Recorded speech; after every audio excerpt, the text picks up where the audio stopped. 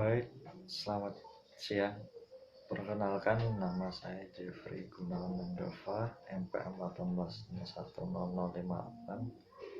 dari Universitas AKBP Numansen Medan, Fakultas Ekonomi, Prodi Akuntansi.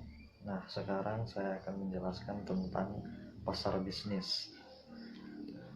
Yang pertama, apa yang dimaksud dengan pasar bisnis? Nah, pasar bisnis adalah semua organisasi yang membeli barang dan jasa untuk dipergunakan dalam memproduksi atau dengan tujuan dijual lagi atau disewakan kepada pihak lain dengan mengambil untung.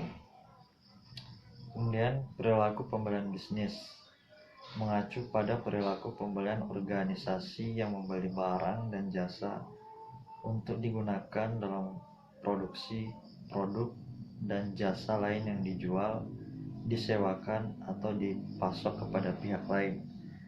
Nah, berikutnya, proses pembelian bisnis adalah proses pengambilan keputusan dengan mana pembeli bisnis menetapkan kebutuhan akan produk dan jasa yang dibeli dan mengidentifikasi, mengevaluasi, serta memilih di antara merek-merek dan pemasok-pemasok alternatif. Perusahaan yang menjual kepada organisasi bisnis lain harus sebaik-baiknya memahami perilaku pasar bisnis dan pembelian bisnis. Pasar bisnis terdiri dari semua organisasi yang membeli barang dan jasa untuk digunakan dalam memproduksi produk dan jasa mereka sendiri atau dijual kembali kepada orang lain. Yaitu pasar bisnis dan pasar konsumen. Pasar bisnis terdiri dari semua organisasi yang mendapatkan barang atau jasa untuk digunakan kembali dalam memproduksi barang jasa lain, kemudian dijual atau disewakan atau dipasok ke organisasi lain. Pasar bisnis memiliki beberapa ciri yang sangat berbeda dengan pasar konsumen. Di antaranya yaitu pembeli lebih sedikit tetapi lebih besar, yang artinya pembeli dalam jumlah sedikit tetapi mereka membeli produk dalam jumlah yang besar. Berikutnya, hubungan pemasok pembeli bisnis erat, yang artinya karena jumlah pembeli bisnisnya lebih sedikit dan tingkat kepentingan serta kekuatan pembeli bisnisnya lebih besar, para pemasok sering diharapkan dapat menyesuaikan tawaran mereka dengan kebutuhan masing-masing pembeli bisnis. Kemudian, para pembeli terkonsentrasi geografisnya, yang artinya konsentrasi geografis produsen itu membantu menurunkan biaya penjualan. Permintaan turunan, artinya permintaan atas barang bisnis benar-benar berasal dari permintaan atas barang konsumsi. Kemudian yaitu permintaan tidak elastis, yaitu permintaan total atas berbagai barang dan jasa bisnis bersifat tidak elastis, yaitu tidak terlalu dipengaruhi oleh perubahan harga. Kemudian permintaan berfluktuasi, yang artinya permintaan atas barang dan jasa bisnis cenderung lebih mudah diubah-ubah dibandingkan permintaan atas barang dan jasa konsumsi. Kemudian pembelian profesional, yaitu barang bisnis dibeli oleh agen atau petugas pembelian yang terlatih yang harus mengikuti kebijakan, batasan, dan persyaratan pembelian organisasi.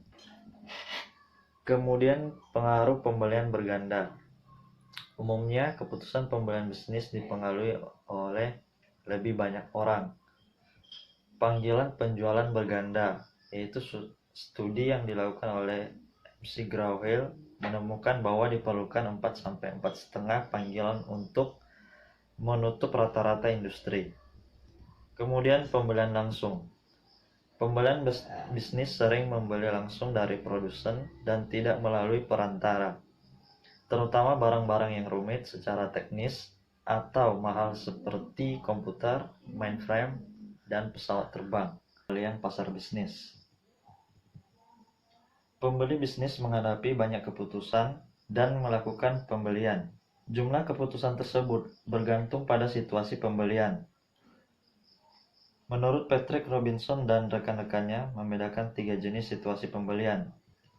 Yang pertama yaitu pembelian ulang langsung.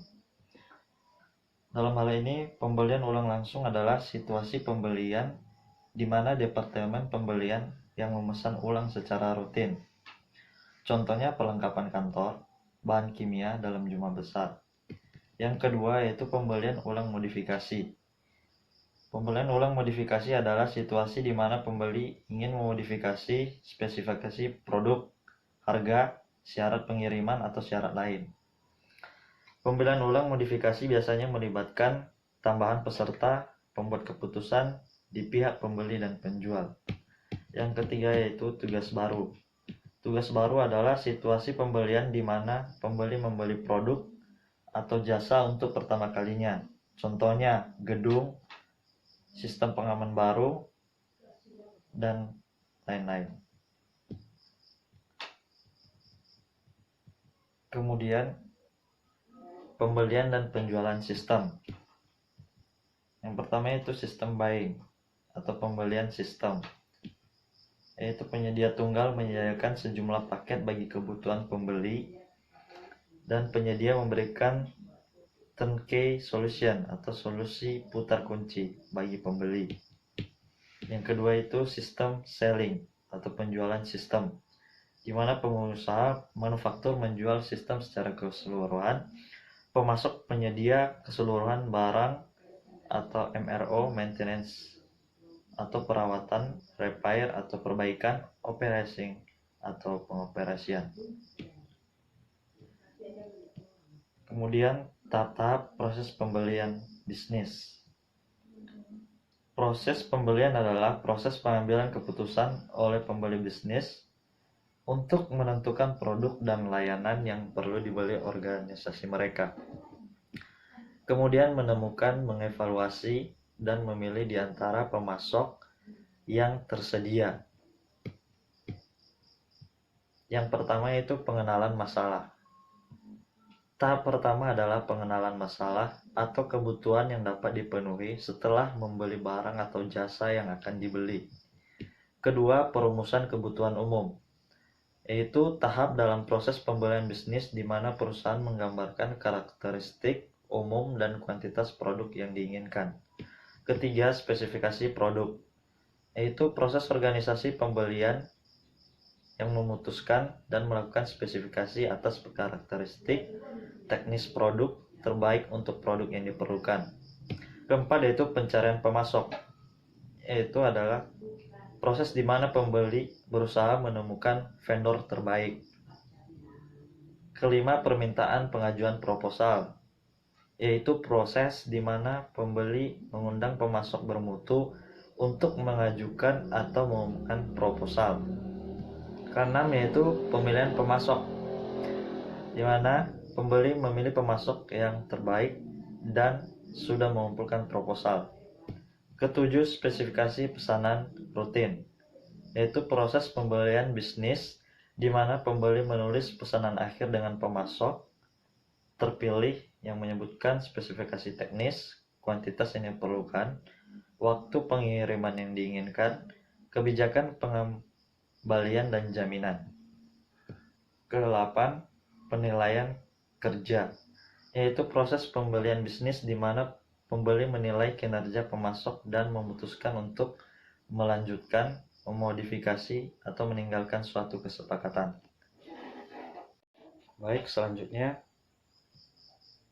perilaku pembeli pasar bisnis. Menurut Webster dan Wayne, menanamkan unit pengambil keputusan dari suatu organisasi pembelian dengan istilah pusat pembelian yang didefinisikan sebagai semua individu dan kelompok yang berpartisipasi dalam proses pengambilan keputusan pembelian yang memiliki sasaran dan resiko bersama yang timbul dari keputusan tersebut.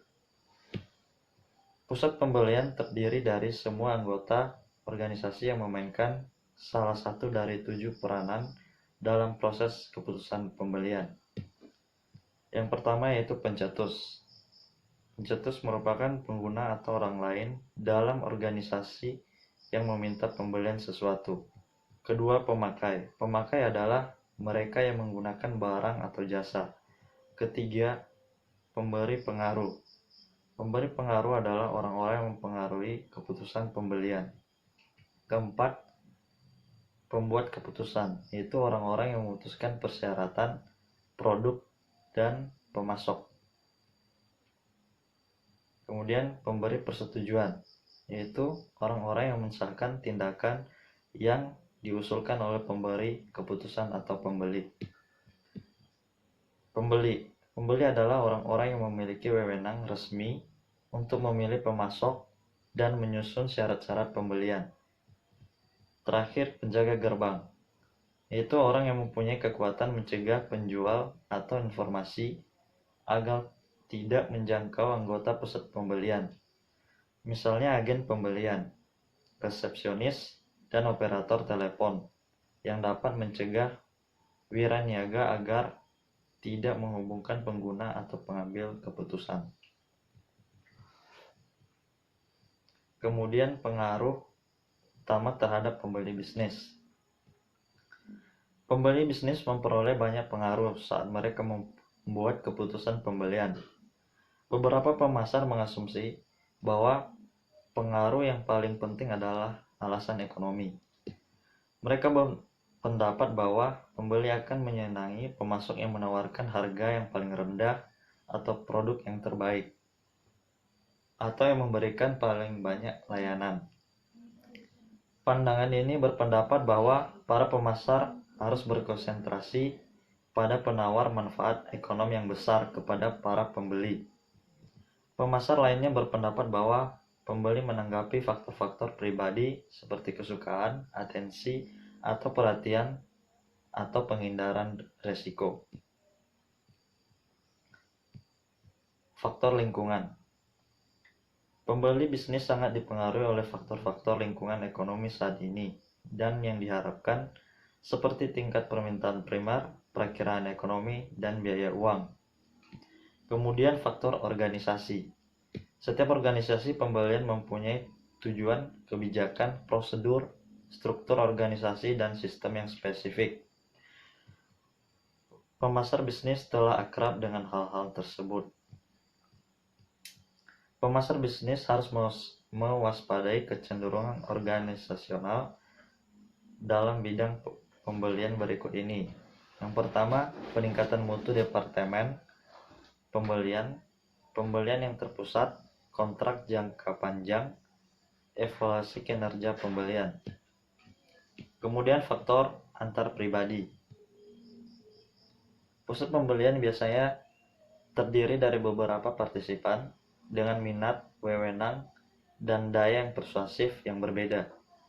Pasar bisnis tidak mungkin mengetahui jenis dinamika kelompok yang ada selama proses pembuatan keputusan pembelian.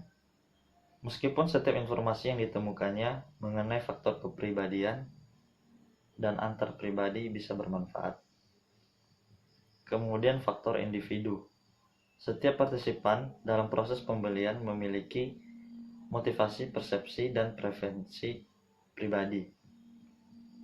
Hal-hal ini dipengaruhi oleh umur, penghasilan, pendidikan, identifikasi profesional, kepribadian, sikap terhadap resiko, dan budaya partisipan. Sekian dari presentasi saya, terima kasih.